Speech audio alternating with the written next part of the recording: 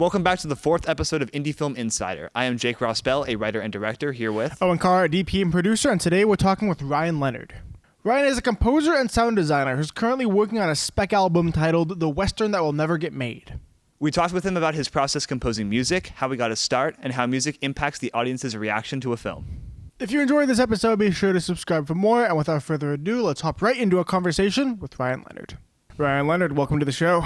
Hey, thank you guys for having me on. Yeah, of course. We're looking forward to talking with you today. Let's just start with, how did you find composing? So how did you find that making music for films is something that you wanted to do? So it's kind of an elaborate story, kind of not. My musical journey kind of started when I was a sophomore in high school, and I started in jazz band. I did not know how to play an instrument until that very year, when one of my friends came up to me during one of my interclass periods, and he said, "Hey man, we need more saxophone. We need one more saxophone, precisely one more in our jazz band." And I'm like, "Well, good luck finding him, dude, because I have no idea how to play an instrument."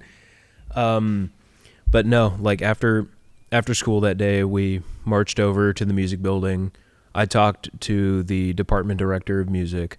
His name is Mr. J, and he was pretty skeptical, visibly, about letting me into the music department because I had literally no idea how to even read music, let alone play an instrument.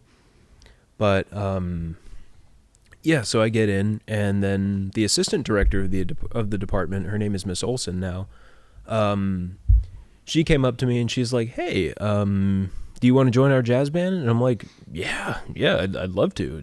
And then over winter break, I learned how to play saxophone because this happened in December.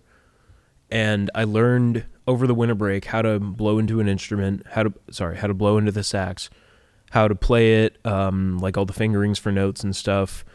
I learned about embouchure. I learned about every technical aspect of the sax you can learn. And then I came back into class and I sat in on a rehearsal, and I listened to everyone else play, and I tried to mimic that because I had a keen ear for that sort of thing, was like listening to how people play, like how they sound, and just mimicking it. So I tried to replicate that on the sax. And then after that, I kind of learned how to read music. I didn't know like note values, like eighth notes, quarter notes, half notes, and that stuff until like much later. I was developing that strength. And then I played my first concert 2 months later at the Santa Cruz Jazz Festival. This happened in 2018. Mm-hmm. And then until the end of high school, I was playing in jazz band. I got better and better and better at playing, reading, listening. And then in senior year, I had my first solo at our musician showcase in 2019. And that was about a year and a half after I learned how to play sax. So we're going on about year 7 now of knowing how to play sax. Right now, I just kind of gig around. I'll play shows around Martinez, Pleasant Hill during the summer occasionally. And yeah, that's just kind of where I started. Was in high school, I learned how to play an instrument. I learned how to read. I learned how to speak musically. And then after I graduated, I got back into Indiana Jones because I was really into it as a first grader, and listening to the score for The Last Crusade made me fall in love with, oh, damn, I kind of want to do this as a career. So John Williams is my primary inspiration for wanting to score. And then in college, I took music theory. I kept playing in ensembles, so I kept playing. I kept learning how to write. So I learned how to write for orchestras. I learned how to write for piano. I learned how to write for different solo instruments, even sax.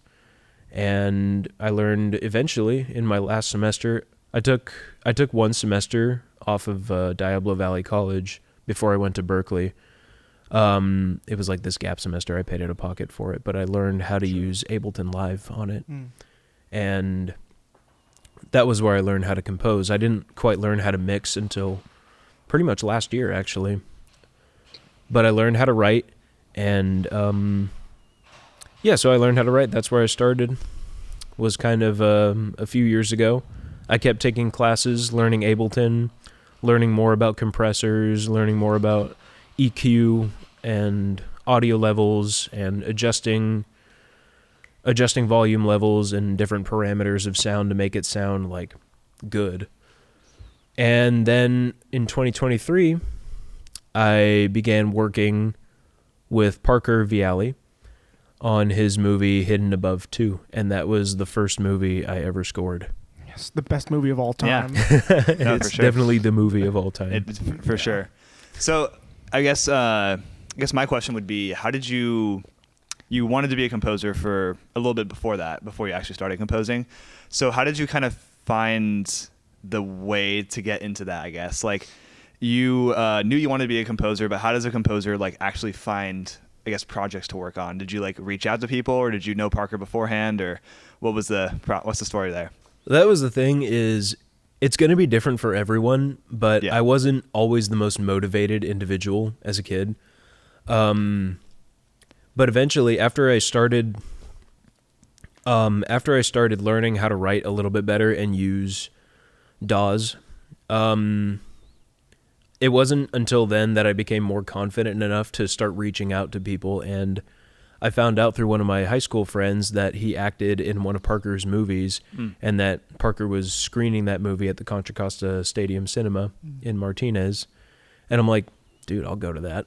I'll go watch that. That was the first Hidden Above. I was about to ask, was it Hidden Above 1? It was. And it was an early morning premiere.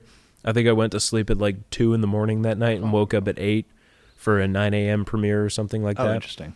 And I met Parker after the show, and I'm like, hey, man, if you need a composer to come work on your movie, like, hey, you can ask me. And the funny thing was, I had literally no idea how to make music electronically. Yeah. So was it all analog up until then? Like, did you actually record each layer into like a microphone? Up until when? Up until when you like learned how to do it electronically. Oh no. Up until then, I was using MuseScore. That's a notation software. So I would use templates every now and again, but I'd like to make all of my scores from scratch because I like to pick the instruments that I thought would sound best together. Mm-hmm. Mm-hmm. And then I kind of found my sound after that. Yeah. How many instruments do you play? I play 4, and I play about 2 proficiently. So I play every saxophone. So I have an alto saxophone. That's the one I play the best. And then I play piano a little bit less proficiently, but well enough. Mm-hmm. And then I also play drums and trombone. And then are those instruments primarily used in your score, or in your scores, or what do you like to use for composing? Actually, my secret sauce, I'm about to expose it. AI. Got his ass. Fuck. No, so what I like to do is I use electronic instruments, and something I like to challenge myself with is using note velocity. So in a DAW, when you're writing in MIDI, you have the option to edit the note velocity, and with some electronic instruments, like note velocity will adjust different parameters like dynamic, tightness, stuff like inflections, like, stuff I could do myself as a musician. Like I could do a flutter tongue on a sax where it sounds like, or I could do a growl or, Yeah. where I talk into the sax and then it growls kind of. Mm. But you can edit all of that like well enough with note velocity without actually having to record a real instrument. And since I can't really afford to hire any real players, that's what I stick with is electronic instruments and trying to make them sound as human as possible. And I try to make it sound like I'm recording them through an actual through an XLR by using EQ to kind of shape the sound to make it sound more crisp. Yeah, that's cool. Yeah. And then what's a DAW for anyone who's listening and don't know what that is? Digital Audio Workspace. There we go. Yeah. So that'd be something like Pro Tools or Pro Tools, Ableton, Logic Pro. was it GarageBand? GarageBand, yes. Cubase, Reaper, and I think Audacity as well. Yeah. I've played around with my fair share of Audacity around the years, mostly for like voiceover recordings, but Yeah. like Yeah. I think 'Cause- everyone has. yeah. You recently released, I forget the exact name of the album, but it was essentially a spec soundtrack, right? For like the Western that will never get made. Oh, Yeah. yeah. So for that, I'm going to release the full album this summer. And what I did was I released the single. I released the single earlier this year of like the first song of the album that kind of introduces everyone to the main character. And then as of late, I have about 3 more songs made for it. I have the villain's theme made, and I have another kind of like a heist setup tune almost, but it's not like it's not a heist. It's it's like it's getting, the name of the song is Getting the Posse Together, and it's exactly what the title is insinuating, is like the main character is getting a posse together to go hunt the bad guy and prevent him from ruining the town that he landed in. Yeah. So when you're making these, it's fair to call it a spec album, right? Basically, like an album just like for practice and for your portfolio, Yeah. to kind of show off what you're capable of. Do you have like an actual story in mind for that, or is it just kind of like you're going down the checklist of traditional elements that are found in other soundtracks? I was actually kind of doing both. So I did a lot of studying of some Westerns. I looked at The Tall Texan. I looked at The Good, the Bad, the Ugly, of course. I looked at Django Unchained, and that was my big inspiration for it. But that was one of my preemptive goals as a starting composer was, in the film industry, I wanted to either act in or compose 3 Westerns in my entire career. At least 3. And I figured, since Western movies are kind of hard to come by in the indie film industry, I figured, why not just make a score for one? And then if somebody wants to make one, they could use the songs in there. But the titles of the songs do actually pertain to a story that I was kind of making up. I was kind of picking it up along as I went while making the songs on the album, and I've been working with the assistant director of Hidden Above 2 and starting quarterback Emerald Muke, and I'm actually not sure how to pronounce her last name. I'm sorry, Em. But yeah, we worked together after she heard the single, Right Across the Plains. She made up a character for the movie, and I read the small script that she wrote, and I'm like, dude, this is incredible. So I incorporated that character into the story, and I wrote about 3 more songs for the album. So the track list, spoiler alert, is about 16 tracks right now. And I'm hoping to release it all by summer, and I've been working nonstop on it, really. Yeah, nice. I have a question about, I guess, the process for a composer. Totally. Is it sort of, because I've tried to figure this out too. Is it sort of like you like read the script first and then you kind of maybe have some ideas there, or do you like wait until the film's edited and then you kind of like, I guess, make music to the edit they send you? You know what I mean? Yeah, scoring to picture is probably the most optimal way to go about, scoring films. Yeah. But Which would be you make the music before they do principal? what's What's scoring a picture? Scoring to picture is making the music with the film. So like you have the final cut of the film and then you send it to me. Sure. There's no music on it. That's my job. Oh, okay. To fill it with music. But I suppose I could work with a script and just kind of, any composer visionary enough to make music from words, yeah, they can absolutely work with a script or just a script. Yeah, because I was wondering, because I know some directors and editors and stuff, they like to edit to the music, and so I was just kind of wondering, like, because that's sort of a backwards way to do it, I would imagine, to sort of have the music first and then use the music to edit to. So I don't know, just curious. And then I also have like another question, which might sound like dumb, but it's sort of like, I guess, where do you come up with these different kinds of like melodies and stuff like that? Like when you listen to like John Williams or Hans Zimmer, like all of their songs, they sound so individually recognizable, but also kind of different from each other. And so I'm wondering, like, how do you like basically keep making these like original, catchy, kind of like memorable songs while also not like completely just like stealing your older stuff. You know what I mean? Yeah. There's a way to go about that. I'm not sure if dumb is the right word to describe it, but you start dumb. So you start with like a simple. So first you start with a time signature. So that's like 4/4, 6/8. So it's 4 notes in a measure. Quarter note gets the beat. So I start working within that framework, and then I just think, what could I piece together? And starting out, the best way to go about that is scarcity is a lot better. Simplicity is king. So you don't need to fill up every single empty space of sound with more sound. So what I like to do, I made a theme actually for the Western that will never get made, and it basically goes, it's a triplet rhythm, but it only lasts for about like 2 beats. But it sounds like ba-da-da-da-da-da, ba-da-da-da-da-da, ba-da-da-da-da-da.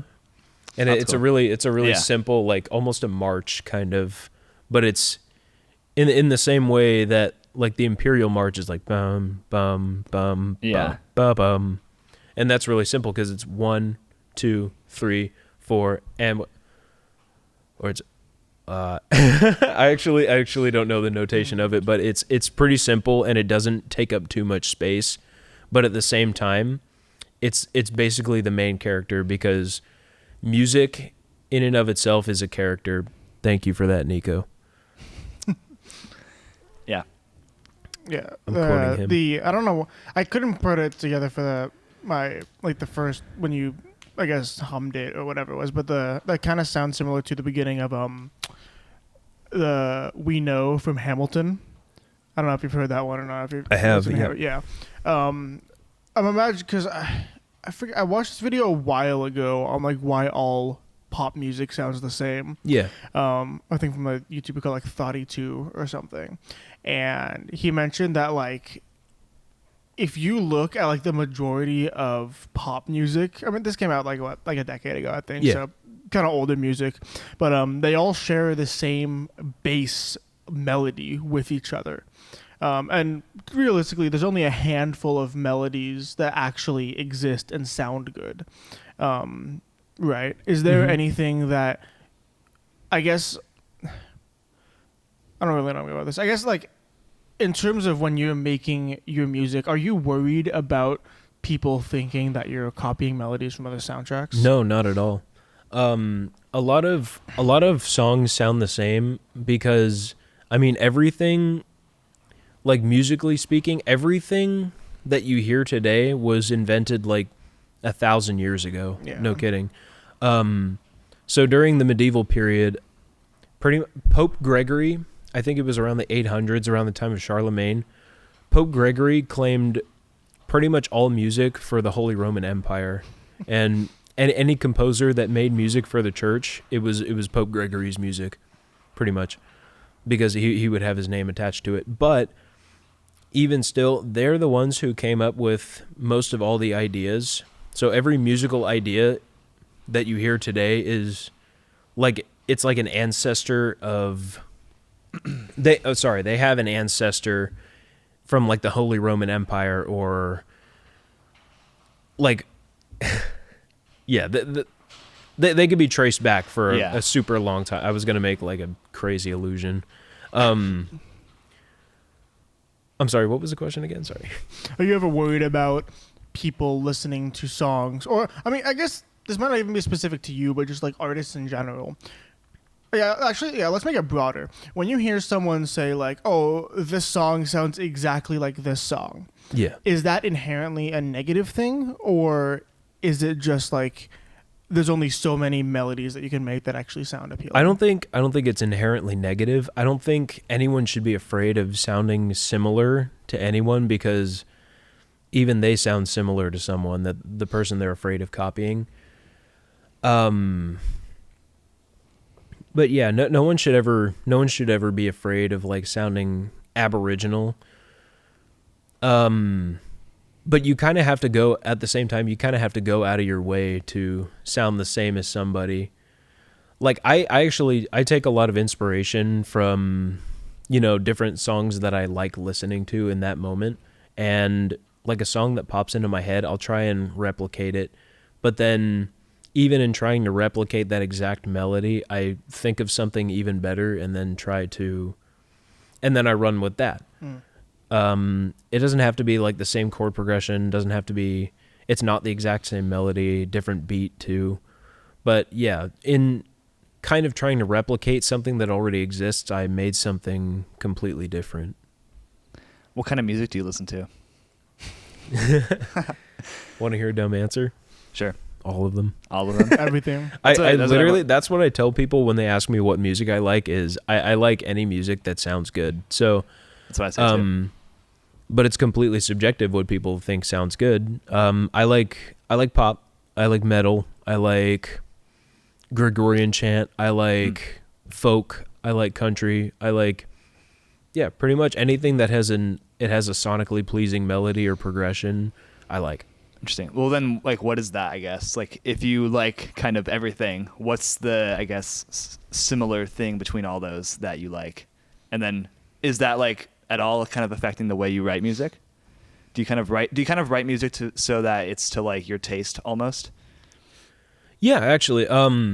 So when I was writing Right Across the Plains, I was thinking of the main theme from Wolfenstein: The New Colossus, where it kind of went from almost Western sounding guitar to this like heavy metal breakdown in the last like 4 minutes of it. And then that's what I kind of tried to replicate in the end. But then I also spliced a little bit of the good, the bad, the ugly in the first part so that it stayed true to the kind of Western aesthetic, and then it broke down into like a heavy metal, almost operatic. It's cool. Kind of choir chant. Sorry if I didn't answer that. No, that's fine. That's more or less what I was asking.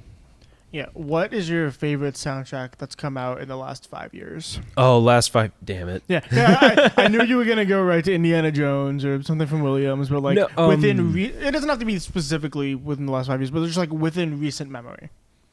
Recent memory, actually, one soundtrack that I was kind of rocking with was Passengers. And I actually made a song based off of the song Spacewalk from, it's a soundtrack by Thomas Newman. He wrote Finding Nemo. He wrote 1917. Those are some of his more recent works. I can't think of many others, but it's kind of an airy pad-oriented song with a piano as the lead instrument, and I tried to replicate that in one of my songs called A Bike Ride and Fall. I made it for my girlfriend. But it's kind of like the same feel, same aesthetic, even the same key. But yeah, the piano's the lead instrument. It's got pads in the background that kind of just make like a kind of airy, ethereal sound to it. And then there's no drums either. There's no beat. Yeah, because like when I think of, if someone would ask me that question, I would say easily with, I don't know how cliche it is, but like within an instant, I would say Oppenheimer. Yeah. Because I think that was Nolan's first film, at least recently, that didn't use Zimmer. Definitely wasn't his first film. Really? Was Tenet Zimmer? No. Oh, sorry. But like recently, because I know he works in Interstellar. I'm pretty sure Zimmer did Dunkirk, right? Yeah, I was just memeing. Oh yeah, because I'm actually not sure who wrote Dunkirk, but it was Zimmer. Was I actually Zimmer. went to a like quartet thing the other day that did like a Hans Zimmer like I guess rendition. Was it a candlelight concert? Yeah, it was. Yeah, it was that one. Were you at the same one? No, I know he does a lot of candlelight concerts. Yeah. It was a quartet. Yeah, it was really cool. But no, they were like, yeah, this is Dunkirk. I was like, okay, so that's how I know. Yeah, I can fact check you guys about Zimmer. Got him. Zimmer lore. Community noted. Yeah, you got noted. Yeah, I'm guessing if he didn't do it for, actually he might not have done it for Tenet, because I know he was busy for Dune 1 and 2. That's the same reason. Sorry if I mispronounced this. Ludwig Göransson. Yeah, he did. And that was my first time hearing of him, and that soundtrack was fucking incredible. And then this will lead into another question I have for you, but like the way that I guess it's more the editor, but like the way he keeps reusing like the similar motifs throughout the soundtrack for the different like either stages in Oppenheimer's life or what he's thinking. It's just to quote Scorsese, absolute cinema. Yeah, exactly, just like that. Did he actually say that, or is that just a meme? It's just a meme. I think it's just a meme. Yeah, fair enough. How do you use motifs when you're composing songs? Motifs have a time and place in every song. So every song starts out a certain way, and it's supposed to sound different, just so it doesn't sound like it's one big, wave file of just music that it's like one song. But a motif can come in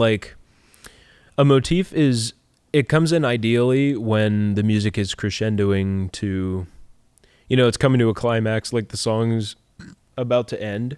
That would be a good time to use a theme or a motif. But also, like, if you're going to use the motif again, like, outside of the original song that it first featured on, when you're reusing a motif, just kind of, like, elaborate on it or break it down even further. Because motifs can be really simple. In The Dark Knight, it's D to F, and it's literally two notes. It's but then Zimmer kind of elaborates on it by adding arpeggiators underneath it, and then layering the motif with French horns and cellos. I think that's kind of his bread and butter, is putting cello and French horn together. And then Oppenheimer is kind of sounds like Zimmer too, because it's a simple motif, and it perfectly matches the aesthetic of Oppenheimer, because it's kind of like a biopic about Robert Oppenheimer, but it's also at the same time it's an art house film, and that's what the score perfectly encapsulates, is art house. So, but it's also just, it's simple. So it goes like, it's two notes. Yeah. That's. Oh yeah. So yeah, I guess a motif is sort of just like a riff, I guess. It's basically a stinger. Okay. It invokes images of the main character, or it invokes like something major that the main character did, like Oppenheimer built the bomb. The bomb goes off now. Right. Yeah. Okay. So it's just kind of like a thing that's like repeated throughout, I guess, that kind of has some resonance with the story. Kind of. But it shouldn't be like Polar Express motif where the main theme plays every 3 minutes. Yeah. Yeah. That's just completely spamming it, and then that's just being lazy. Yeah. It loses its effect. Then what's that thing in Hamilton, like the dun dun dun dun dun dun, that they do like every 2 seconds, like and with the piano. That's motif. Would that be a motif? That would be a motif, yeah. Yeah, from what I understand, like that, I guess, because there's a bunch. There's several motifs in Hamilton. Yeah, I recently watched a video on like all the motifs within it. There's like that, and like what that kind of I think represents to the audience is like, okay, listen the fuck up, exposition is happening. Yeah. Like for any of the songs, like obviously Burr's motif of "Wait for It" throughout Hamilton, just like not even the melody, just like the phrase, like "Wait for it" happens like a handful of times throughout. And then even Hamilton has multiple motifs, because he's got, "I am not going to waste my shot." Yeah. And it's like "My shot" comes up a couple times, and then Eliza's motif is like "satisfied" or whatever. Mm-hmm. That's interesting. But then each character has a main character, a supporting character to accompany them, which is their musical motif. Yeah. I don't know what it is with Hamilton. It keeps popping into my head like these last like few months for some reason. I don't know why. That's what I wanted to say was those were the words that were escaping me, was every main character has a supporting character, which is their musical motif, and that's how a motif should work, is they're supposed to complement the character. Yeah, well, you said it earlier. It was a music. It's like its sort of own character, you know. Kind of, yeah. Yeah, I mean, I think that's actually true about like a lot of aspects of filmmaking. Even like the camera. The camera should almost be like a character observing the scene. Absolutely. Sometimes, not. It doesn't really work every time when you look at it that way, but it can certainly make the scene so much better. That's a good way to put it. Yeah. Yeah. no. I don't know. I just quick little thing. I don't know why Hamilton has been infecting my brain again, but I don't know. Maybe it's a sign. That you should go see it. If it comes back, yeah. That you comes should- back. I think Lynn was talking about like doing a 10-year reunion tour with the original cast. Yeah. That shit is going to be more expensive than a Taylor Swift ticket. Oh yeah, it's gonna be. Oh my gosh. Well, wasn't Yeah. the original Broadway run like $2,000 or $3,000 a ticket, something like that? Yeah, my like Super Bowl prices. Literally. yeah, my mom went to like one of the last showings of the OBC. So And it's a Super Bowl ticket. Wait, how often aren't they like damn near nightly or like 5 or 6 days a week? For Hamilton, yeah. Yeah. Yeah, it's usually like for theater, 3 or 4 day blocks, I think. Yeah. The price of a Super Bowl ticket 3 or 4 times a week. It's fucking crazy. yeah. Anyway, rant over or whatever you want to call that. And enough talking about Digression. Hamilton. Yeah, my how- girlfriend's gonna like this episode because we talked about Hamilton. So Sounds about right. yeah, Lynn, if you're listening, I loved Moana. Lynn, Yeah. Lynn, if you're listening, hire this man. yeah. No, don't. Imposter syndrome out the ass. I'd be too big.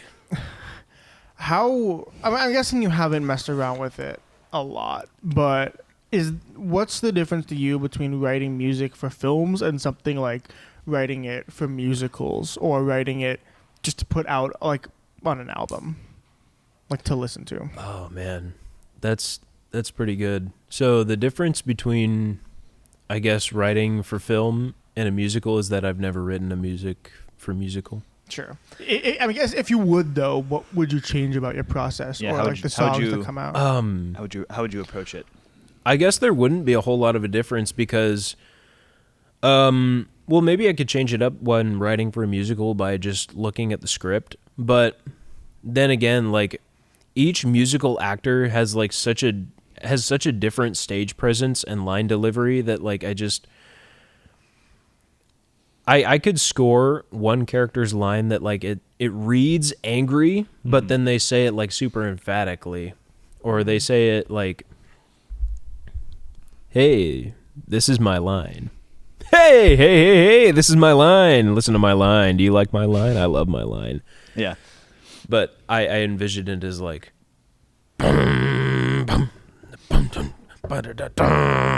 Yeah. yeah, what? This music doesn't fit at all. So I guess honestly there wouldn't be a whole lot of a difference between writing for film and a musical, just because it's the same process of, you know, wanting to see what you're writing music for, since that's kind of like, that's the best way to get an idea of, you know, because it's like writing a character. It's like, how is this character complementing what the main character on screen is doing? yeah. I also am just a little bit curious about because music doesn't play the entire time in the movie. There's a very particular way you also have the silences, I guess. Like you have, so I mean, how do you approach that? Because if you're editing or if you're like composing to like the movie, I guess when do you make that call on whether or not you are going to put music there or not? Silence is very tasteful in the same way that music is. So there's a time and place for it. Mm-hmm.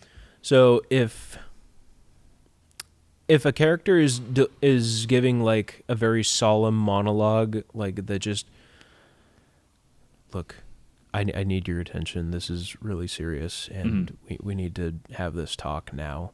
That calls for an underscore at most, if anything, if not just leaving it completely quiet and giving the stage to that character who's talking. Yeah.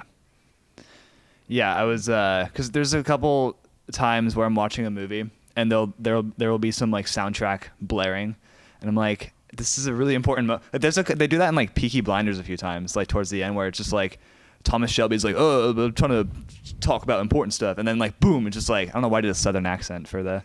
Dogs, Black Country. Yeah. yeah. Which it kind of works a little bit, you know, but I don't know. Yeah, isn't that one of like people's biggest criticisms about Nolan? Is that like the two big Nolan criticisms I hear are he doesn't know how to write female characters, which fair enough. And he leans way too heavily on the music to pull emotions out of the audience. I guess the question to you would be like, do you, one, either agree with that, or two, is that a bad thing? It is what a bad thing? Like leaning too much on the music as opposed to the actual storytelling. Yeah, it is actually a pretty bad thing to not know how to write female characters. Nolan, educate yourself. Yeah, read some female poetry. But feminist poetry. Silence. A woman is speaking. But yeah, no, as leaning on music to elicit emotion isn't inherently bad, but you can overdo it, most certainly, in the same way you could overemphasize a certain shot. Like, you could lean into the camera work a little too much, and then it's like, whoa, get a load of the cinematographer over here. Yeah. Like, who's this guy acting? Hey, look at that camera. Yeah. But yeah, that's what music can do, is there's a time and place for it, and if it's done right, it elicits the proper emotions without overdoing it. So if the director's not leaning too heavily on using music to draw emotion from a performance, then it's done right. Okay. I don't know. It's just the Nolan thing reminded me of this meme I saw on, I think like OK Buddy Cinephile or some bullshit. It was like, oh, no, sorry. It wasn't that. It was Shitty Movie Details, where it was like, if you pay attention closely enough, I don't know how to say this politically correctly. I think it was like Elliot Page's character in Inception is well written. That's a subtle nod to the fact that he's actually a man or something. True. I don't know. I actually haven't seen Inception. I know I need to get educated myself, but it's not bad. it's not a bad movie. It's fine. All I know is that the top shot at the end, like the spinning top, that's like a big whatever. Oh, the hallway? Yeah. Oh, wait. Oh, no, you mean the... Yeah, when Leo spins the top yeah. at the end. I've seen that like 1,000 times, but Yeah. I don't know what the fuck it means. Oh, well, you definitely should learn what that means. It's kind of cool. It's a cool movie. No, I mean, I like... Christopher Nolan's a very complicated figure for me also as a director. I have my issues with his approach. I do think he does lean sometimes, and I mean, I don't know. I'm like on a podcast right now with getting maybe like 30 views, and he's like, using $30 million to like do whatever he needs for his film. So maybe Matt Damon. I'm sure he's. Oh yeah, he's doing The Odyssey. Yeah. I mean, I'm sure he gives less than a shit about your opinion. Yeah, exactly. And apparently doesn't own a cell phone, so he's so cool. Sorry, Christopher. I love you. Anyways, But we have thoughts. go marry him then. I will. Obviously your main thing you're working towards right now is being a composer. Do you have any aspirations to do anything else within the film industry? Some of my aspirations are to, maybe as a side avenue, act. I was involved with a project. It kind of fell through.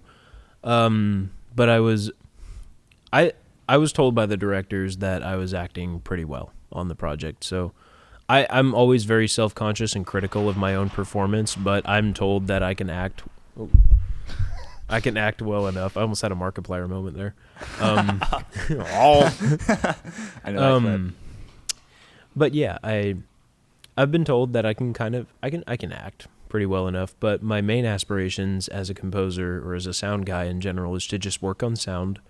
I'd love to just work in a studio and mix and master tracks for even someone else's score for a movie, or just mix dialogue, do sound design. One of my biggest aspirations is to become a Foley artist or a sound designer.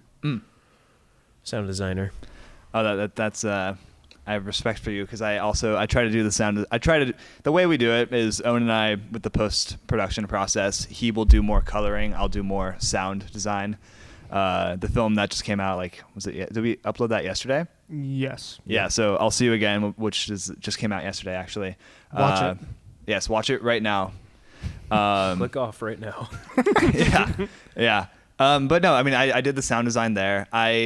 It's really not easy. It's not very intuitive either. Like, it's not just like you put in a sound effect. You have to put in like a bunch of things below it. You No, know, because- you have to like layer it so specifically. It's so hard. Yeah, what one sound effect is never Yeah. enough. You can never find just the right one, but when you piece two completely different sound effects together, it's kind of insane. The combination of just sonic frequency that they make Yeah. that you never knew you even needed. Yeah, it's definitely not an easy thing to do. So if you, no, I mean that's a very honorable. Also, the way I just said sonic frequency sounded like word diarrhea.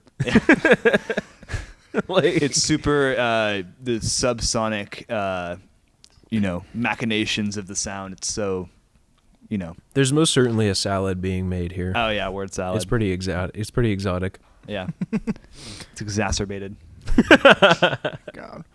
When you were composing Hidden Above 2, what was your biggest challenge while making that soundtrack? Honestly, my biggest challenge with any soundtrack, I was actually going to say knowing where to start, but I sometimes know where I want to start, and that's not really a challenge. But just for Hidden Above 2 in general, it was my first movie ever, so knowing where to start was my biggest challenge. I didn't really have imposter syndrome at the time, but I just, I'm figuring, hey man, like this movie's going to get views, so why not just put anything down on the DAW? So then I come up with this melody, and it's pretty simple. It takes up a bit of space, but it's a super drawn out kind of cello melody.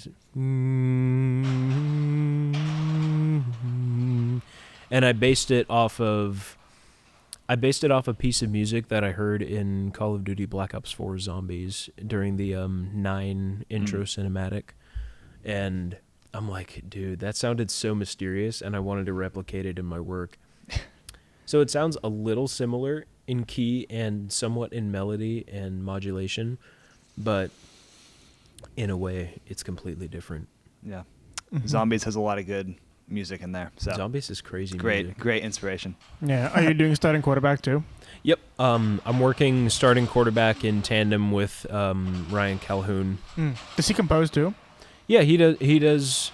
He composes for film occasionally, I think, but he does a lot of solo work. For anyone on audio, or even video, there's freaking garages around us just rattling and I know, it's shaking. kind of scary. So It's kinda annoying. nutty. It's because we mentioned Hidden Above 2, now the spirits are after us.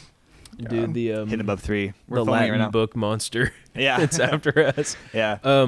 Yeah, so Cal, he does a lot of his own projects. He'll release a single every now and again, but he specializes, I think, in mixing and doing sound design primarily, as well as mastering sound. Awesome. Very cool. Well, if anyone wants to find you, any of your work, where can they do that? I have an Instagram page. It's Shackman_Productions. That's the brand I'm making for myself.